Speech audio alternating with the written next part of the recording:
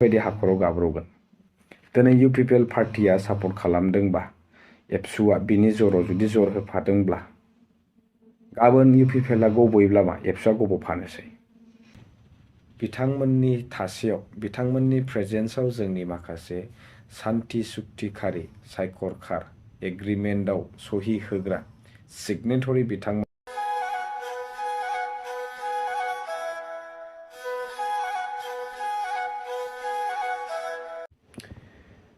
कनफारेन्सनि सोमोन्दै सावरायनायनि सिगां माखासे की पइन्ट्स जेतु नैबे भिडिअनि गेजेराव नोंथांमोनजोंहाय शेयार खालामनो थांगासिनो दङ हर थबाय अब्लाबो आपडेट होनांगौ होननानै साननायलाय नैबेखिनि आपडेटखौ नोंथांमोननो होननानै सानदों निखिल बड़ो छात्र सन्थाय बड़ो जातिर उत्तरणत आटाइतকৈ गुरुत्वपूर्ण भूमिका ग्रहण करिছে 1967 চনৰ 15 ফেব্ৰুৱাৰীত কোকৰাঝাৰৰ ট্ৰাইবেল ৰেষ্ট হাউচত নিখিল বড়ো ছাত্ৰ সন্থা গঠনৰ গুৰুত্বপূৰ্ণ সিদ্ধান্ত লোৱা হৈছিল সেই দিনটোৰ পৰাই সমগ্ৰ জীৱনকালত নিখিল বড়ো ছাত্ৰ সন্থাই অৰাজনৈতিক সংগঠন হিচাপে বড়ো জাতিৰ সৰ্বতো প্ৰকাৰৰ বিকাশৰ মূল নায়কৰ ভূমিকা গ্ৰহণ কৰিছে 1986 চনৰ 31 মেত দৰং জিলাত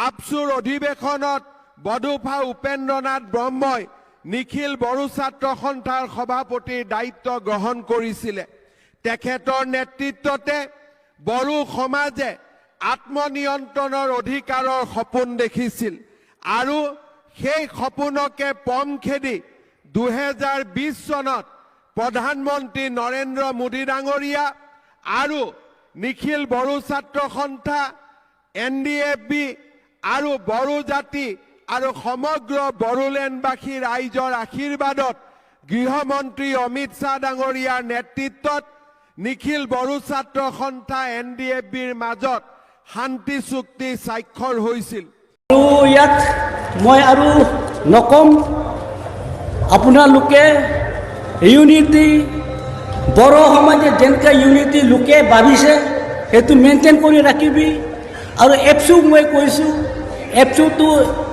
এপছু আপোনালোকে কৰক ছ'চিয়েল বড়ো কাৰণে কৰক এনি পলিটিকেল পাৰ্টি নিচিনা পলিটিকেল পাৰ্টি এই পলিটিকেল পাৰ্টিক কিবা নিচিনা নকৰিবি বড়ো অল বড়ো student YouTube for Bodo people not for any political party Bodo সমাজৰ কাৰণে বড়োৰ ফিউচাৰৰ কাৰণে আপোনালোকে বড়ো এপছুৱে অলপমান নিউট্ৰেলিটি মেইনটেইন কৰি পেলাই মুভমেণ্ট কৰিলে ষ্ট্ৰং হ'ব আৰু মানুহে ৰেছপেক্ট কৰিব মানুহে ইজ্জতটো মেইনটেইন কৰি সদায় মেইনটেইন কৰি থাকিব সেইকাৰণে নিউট্ৰেলিটি মেইনটেইন কৰিব বড়ো সমাজৰ কাৰণে কৰিলে আৰু বেছি ভাল হ'ব বুলি মই মোৰ মনৰ পৰা ভাবোঁ गुबै मेन टपिकसिम आवगायनायनि सिगां नोंथांमोननो माखासे हाइलाइट्सखौ आङो खोन्थाग्रोनो सानदों 1967 मायथाइ क'क्राझार टाउनियावहाय ट्राइबेल रेस्ट हाउसआव जेब्ला जोंनि माहारियारि आफाद संगठना जोनोम मोनजेनो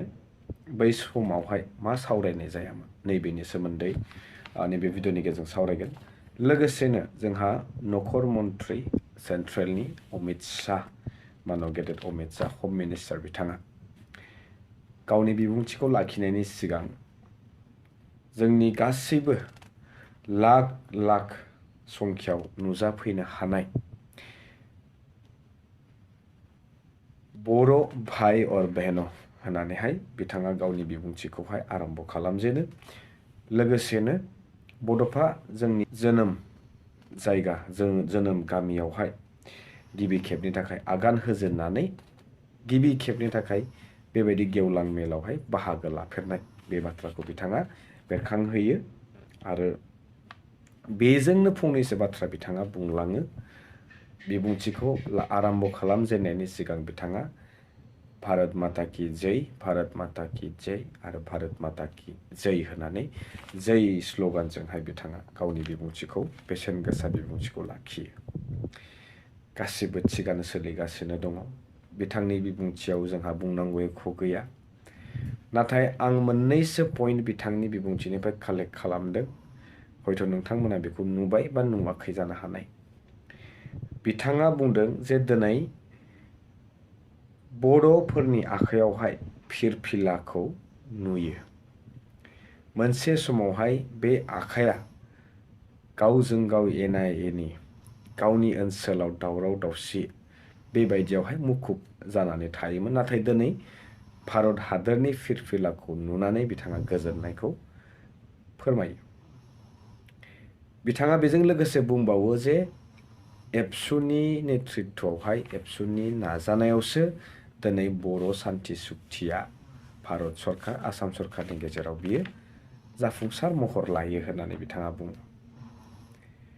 दा बिथाङा आरो मोनसे जोबथारनायाव मोनसे बाथ्रा बुंलांबावो जे बिथाङा मोनसे बाथ्रायानो जाहैबाय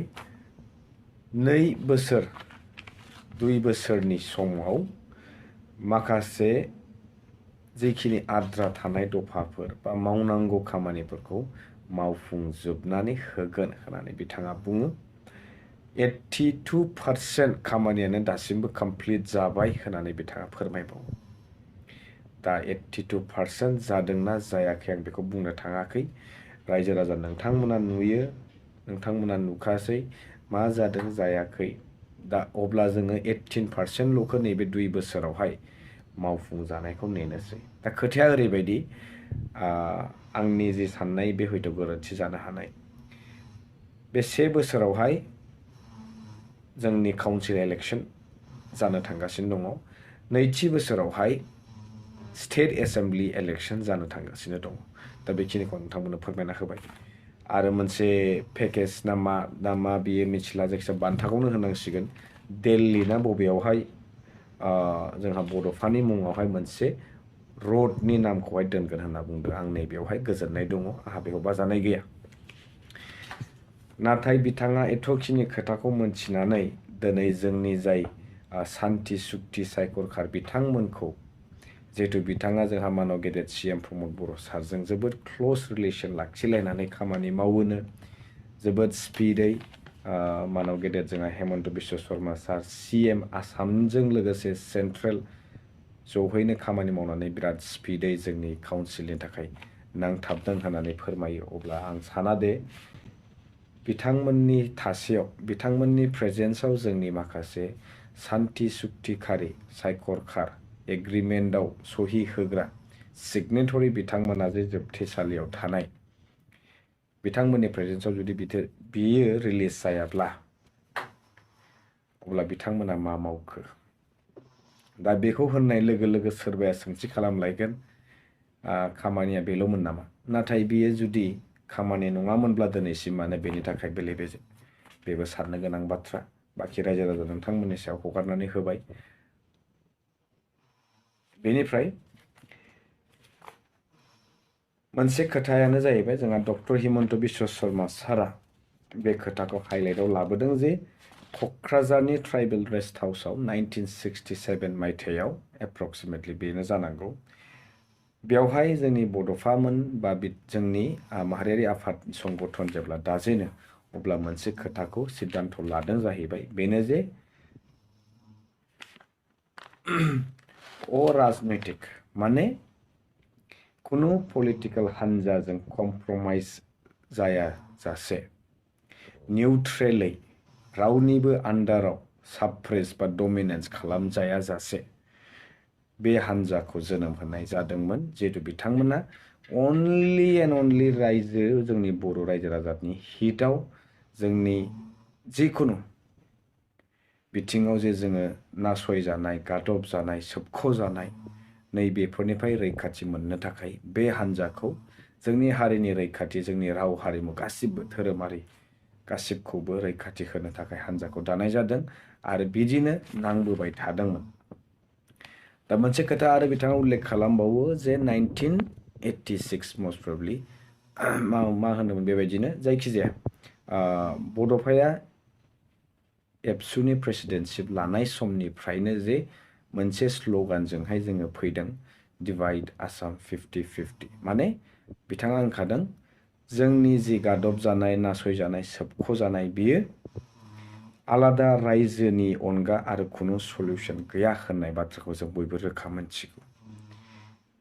जायनि उनावहाय फेज बाय फेज बियो कन्टिनिउ जाबोबाय थादोंमोन लास्ट पर्यायसिम जोंहा मानाव गेदेर CM प्रमद बर' बर्तमाननि गभर्नमेन्टनि चिफ एक्जिकिउटिभ मेम्बार बिथाङा आफादगिरि जाजासिम बे फेजसिम बे सोलिबाय थादोंमोन जे आलादा रायजो नङाब्ला खुनु सल्युशन गैया बा कमप्रमाइज गैया। अब्ला दिनै अमित शाह बिथां नखर मन्त्रि बिथां आरो जोंहा डक्टर हिमन्त बिश्व शर्मा बिथांमोना जोंनो मा बान्था होफैखो बा मा बान्था होलांखो आरो जोंनि दैदेनगिरिफोरा मेगन मोसेबनानै बोरै बिथांमोन थिननाय बायदि गासिबावबो आरो नंगौ येस अके होननानैहाय दिनै बिथांमोनखौ बरायबाय थाखो। दिनै गावनि जि थांखिमोन बेखौ दिनै जोंखौ बेसेबांबा गोजानाव आनज्रायनानै दोनहरखाबाय, नाथाय जोङो दिनै बिथांमोननि आथिं सुरा सुरा बिथांमोनखौहाय मोखां सुरा सुरा दिनै आर'नाइजोंहाय बरायबाय थानांसिगौ, आखाइ खबफाबाय थानांसिगौ, बिथांमोन बुंनाय बायदि जलाय सिखारलाय खालामबाय थानांसिगौ नामा? दिनै सोंथिया बेसो।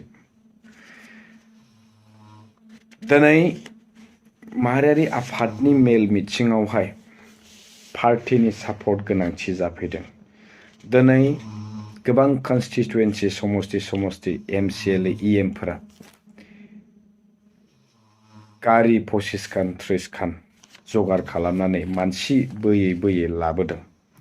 दिनै सोरबा बांगाल जंगाल गोसोम गोफा गासिबो दिनै बे मिथिङाव ज' जाजाय फैदों, नाथाय बिथांमोना मोनथिबावा बेवहाय मानि थाखाय फैदों, मा जाहोननि थाखाय फैदों।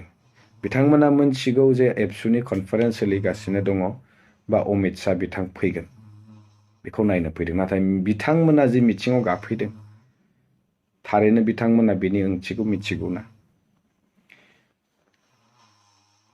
आसरित। दिनै आं माखासे मोगथाङाव नुनाय इन्सिडेन्टफोरखौ नोंथांमोनजों शेयार खालामनो होनना सानदों। बेनो दिनै ओरैबायदि मानसिफोर बाहागो लाहैदों, खायसेया गारि फैदों जोंखौ दै थिखांदों लांदों जों थांदों बेबायदि। दा खायसेया बायध'थायाव थांदों जे सोरबा बायदिया थाङाबा हांख्रायनाय हिसाबै थाङाबा माबा माबि कुइसन होनांगौनो बेबायदि। दा बेफोरबो अरजालामोन। नाथाय जोंनि जे माहारियारि आफादनि मोनसे कनफारेन्सआवहाय आं साना जे बै बांगाल जंगाल सोरबा गोसोम गोफाफोरा बेवहाय जोंनि कनफारेन्सआव बिथांमोना खोनासंनांगौ दङ होननानै। दिनै बेवहाय नुसोलायदों पार्टिनि फिरफिला गारियावहाय सिथाबनाय पस्टारफोर, स्टिकार, टेग लगायनाय। दा बेनिखायनो जोबथारनायाव जिथु मोनसे खोथा नोंथांमोननो शेयार खालामनो गोनां दं होननाया बेनो जे दिनै लासिं सिङै बिथाङा जिथु मोगथाङाव नुनाय बाथ्राखौ बिथाङा बुंदों जानांगौ जे दिनै एबसुआ सनमान मोनबाय थागोन, एबसुआ दिनै अनसायजाबाय थागोन, एबसुआ दिनै मोनसे गोख्रों गाव हारिनि गेजेराव मोनसे हारिखौ बेंनानै लाखिनो हागोन, नाथाय निउट्रेल जानानै खामानि मावलांबाय थानांगोन होननानै बिथाङा मोजां स्पष्टयै बुंना गालां। दिनै नाथाय जों निजेयैनो नुवाखै जोंनि फारसे। जों बोरैहाय नुनो? जों बे एखे एनभाइरमेन्टआव दङ, जों बे एखे न' सिङाव हाबनानै दङ। जोङो एसे बाहेरानिफ्राय ओंखारना नायनांगोन, अब्लासो जों मिथिगोन जे जोंनि सिङाव मा गोरोन्थि जागासिनो दं। दिनै आं निजेनि गोरोन्थिखौ आं निजेै नुवा, नाथाय गुबुना नुगोन आं मा गोरोन्थि मावगासिनो दं। थिग बेबायदिनो दिनै अरुणाचलनि फरायसा आफादनि आफादगिरि ना मा जायखिजाया बिथाङा बे खोथाखौ स्पष्ट होनलांदों जे दिनै सोरबा पार्टिनि खिबु सोरबा पार्टिनि थिनलाय जलाय सिखारलाय खालामबाय थायोबा खिन्थु बे पार्मानेन्ट नङा। जिहेतु जों मिथिगौ पलिटिक्सआ पार्मानेन्ट नङा। पलिटिकेलि जुदि जोङो बेवहाय निजेखौनो सोनारबाय थायोबा सानसे नङा सानसे जोङो ओरैबायदि हाखराव गाब्र'गोन। दिनै UPPL पार्टिया सापर्ट खालामदोंबा एबसुआ बिनि जराव जुदि जर होफादोंब्ला गाबोन UPPLआ गबोयोब्ला मा एबसुआ गबोफानोसै। बेबायदिथ' जानाङा। नाथाय बेबायदि जायोबा थारैनो बे मोनसे जोंनि थाखाय लासिंसिं बाथ्रा। अब्ला बै समाव जोंखौहाय गनायगोन ना? बेनिखायनो अरायथा थानो थाखाय गावनि आथिङाव गसंनांगोन जिहेतु जों अराय सम नुदों जोंनि एबसुआ बेबायदि नङा एबसुआ गावनि निजा प्लेटफर्म दं गावनि निजा स्टेन्ड दं गावनि निजा बुंनो हानाय दिन्थिनो हानाय साहस खालामनो हानाय गोहो दङ बांद्राय गोलाव बुंनो सानाखै रायजो नोंथांमोन आरो मोनसे ब्रेकिं निउस होनो होननानै सानदों आं जोबथारनायावहाय दुफां बर' साननैसो जों खोनाबाय थादोंमोन दुफां बर' बिथाङा UPPL पार्टिखौ नागारबाय बिथाङा रेजिगनेशन लेटारखौ गावनि अफिसियेल फेसबुक पेजनियाव फोसावदों दा मानि जाहोनाव मानि थाखाय बेखौ जों मोनथिथ'वाखै जियानो हक बिथाङा UPPL दोलोखौ नागारबाय बेनि पस्टार गोबां भाइरेल जानायखाय आं नैबेखौ जोबथारनायाव नोंथांमोननो होबाय लोगो मोनसिगोन नेक्स्ट भिडिअ टिल देन स्टे टिउन बाय बाय